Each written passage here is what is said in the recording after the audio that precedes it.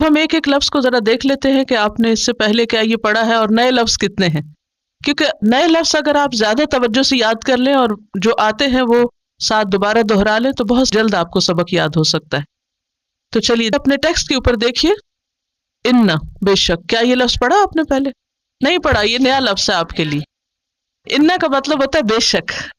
الذین، پڑھا آپ نے؟ جی ہاں۔ کفروا، پڑھا نہیں لیکن جانتے ہیں نا؟ جی ہاں۔ کافارا، کافارا، سواء، برابر ہے۔ اردو میں لفظ آتا ہے مساوات، مساوی، جانتے ہیں نا آپ؟ اسی سے ہے یہ۔ علیہم، پڑھا ہے؟ کہاں؟ غیر المغضوب علیہم، انعمت علیہم۔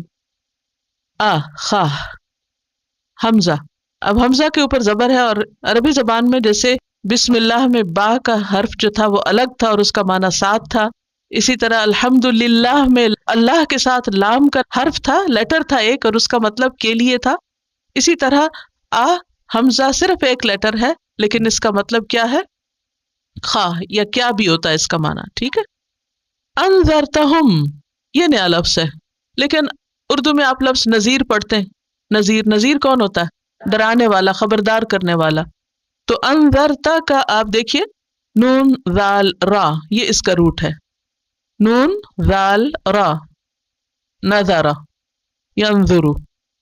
تو انذر تا، تا کا مطلب ہوتا ہے تم، جیسے انعمتا کا مطلب ہے انعام کیا تو نے، تا تم، تو نے کے معنوں میں آتا ہے، اور انذرتا خبردار کرو تم، ہم ان کو، ام یا لم نہیں، تنذرہم، تم خبردار کرو ان کو۔ تنذر میں بھی نون ذال را، وہی روٹ ہے جو پیچھے ہم انذرتا میں دیکھ رہے ہیں، تو یہ دو لفظ ایک جیسے ملتے جلتے نظر آ رہے ہیں آپ کو۔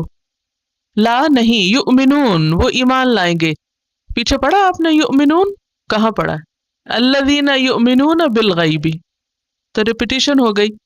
اچھا، لا کا لفظ پڑھا آپ نے؟ کہاں؟ لا ریب فی، یہ بھی ریپیٹیشن ہے۔ ان الذين كفروا سواء عليهم أأنذرتهم ام لم تنذرهم لا يؤمنون۔